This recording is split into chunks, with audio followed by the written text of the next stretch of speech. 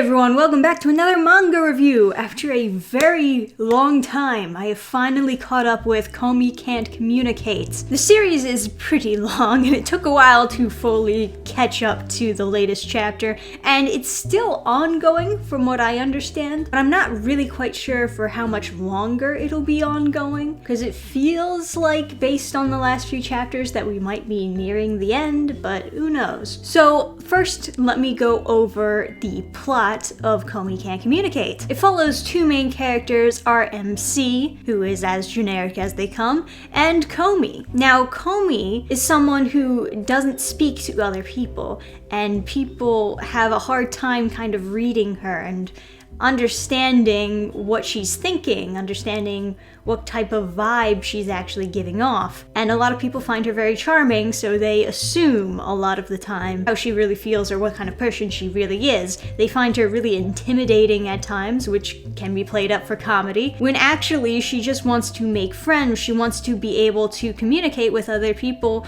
although she's just simply too shy, too anxious, can't do it. And the only one who seems to really understand her is the main character, Tadano. He has an innate ability to read the room, per se. So he can kind of tell what she's feeling, what she's trying to say, even though she says nothing. And because of that, he's able to talk to her and basically ask, are you just really bad at communicating with people? And, you know, she's awestruck because she didn't think that anyone would be able to understand that part of her. And they have this really nice opening scene where they're communicating through writing on the chalkboard, which brings them closer together. And that's when she reveals to him that her goal in life is to actually make 100 friends. And he agrees to help her reach that goal, insisting that she has already made one friend, Tadano himself. Now that is a very nice opening, I must say, and I think the concept is good enough to hook anyone into the series. Now, I'm sure that we've all had very socially anxious moments where we just weren't able to say anything, and then later we lay down in bed just thinking about our whole day and stressing about all the things we should have said, all the things we should have done.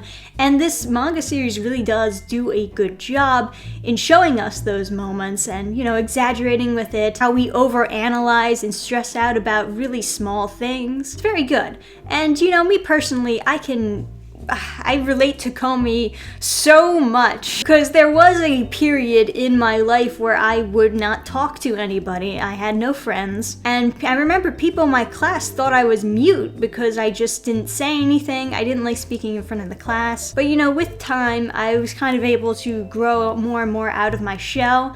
And where I'm at right now is actually a massive achievement. But, you know, I'm still not super great at socialization, and it's something that I'll have to keep on working on for the rest of my life. Obviously, you know, doing these YouTube videos is a lot easier than speaking to someone face to face. I have so much time to actually think about what I want to say.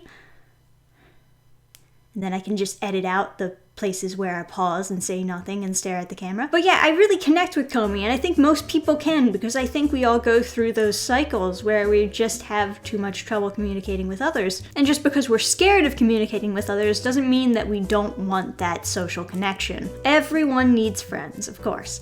Komi herself is a very likable character in that regard because she's very relatable, and also because of the art style that they do with her. It's very cute how she has like these really big eyes. It kind of reminds me of Suyu from My Hero Academia, just those very big pupils, very expressive. And I think it goes to show, you know, even though she's pretty, she can also be very goofy at times. Obviously, there's an implied romance between Tadano and Komi, him being the only one who truly understands her, and the irony being that he doesn't realize that she has a crush on him. So you might be thinking, okay, so this series must be long because they have to make 100 friends, and throughout the series we're going to meet all these different character types. And yeah, but honestly, chapter 315 and she still has not made 100 friends. I don't know if that means that the series is going to go on for another 300 chapters till she finally reaches her goal. I don't know if she's just gonna start making like 25 friends at a time,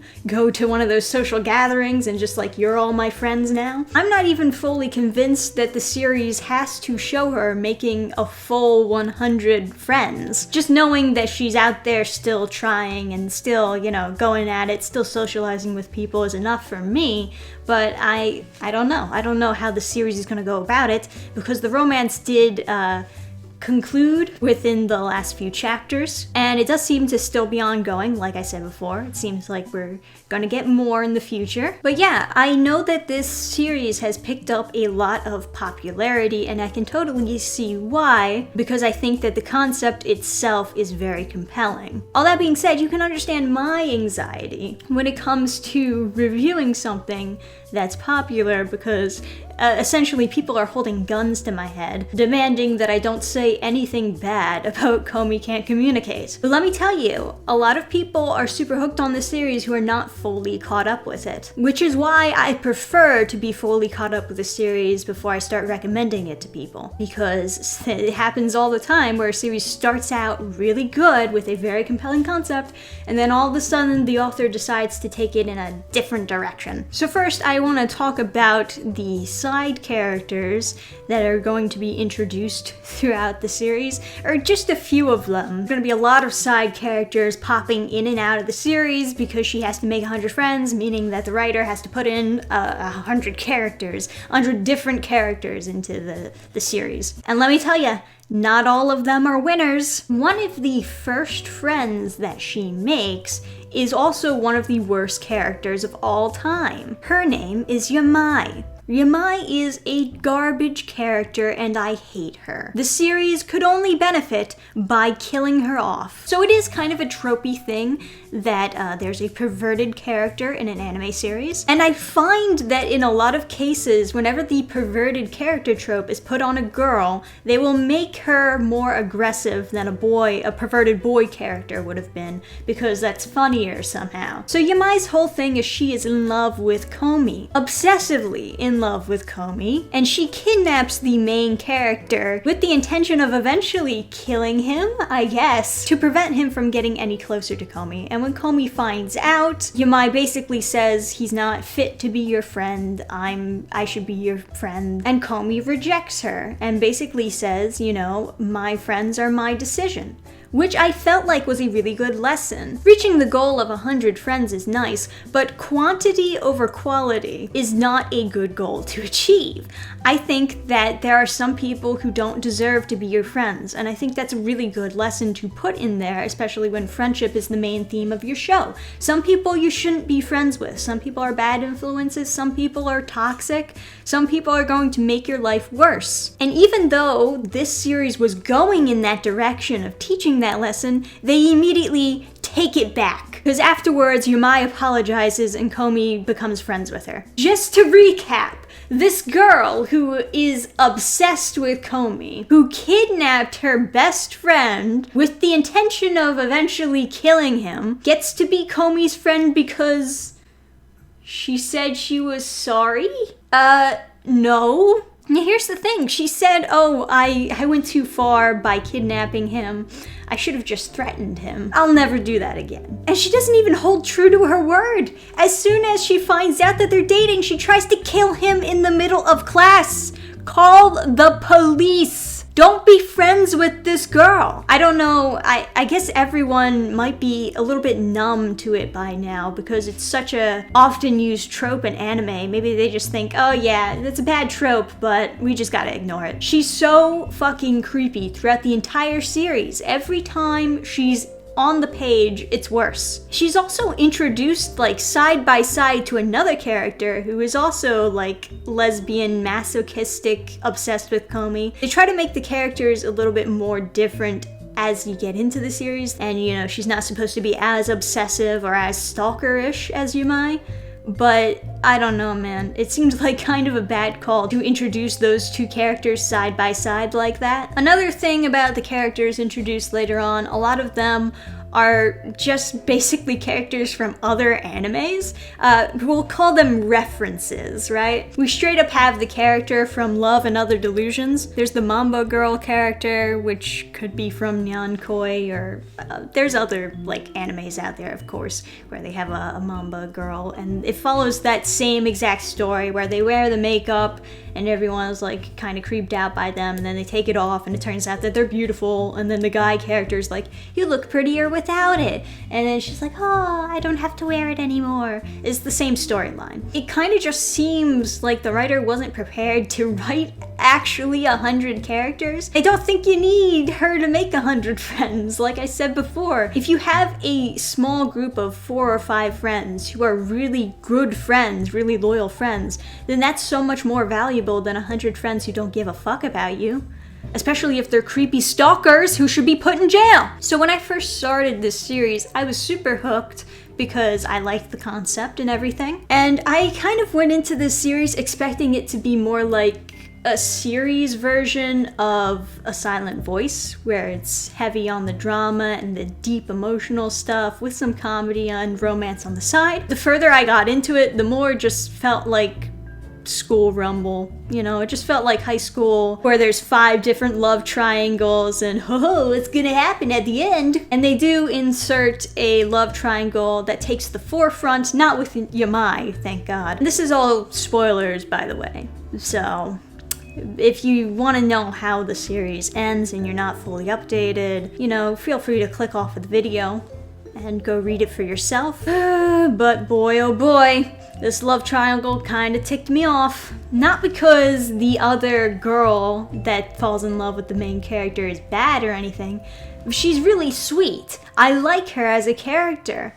But why did you do this to me? Her and Komi become really good friends, and then they both have a crush on Tadano. Of course they do. And they both kind of have this conversation where they're like, I like this guy, but I don't want it to stop our friendship. She says, I'll back off, Komi, you deserve him. And Komi says, no, you should fight for him too. We'll both fight for him and stay friends no matter what the outcome is, because anime. Man, Japan has a really weird idea of what friendships are actually like, huh? Yeah, you're gonna stay friends and also fight for the same guy?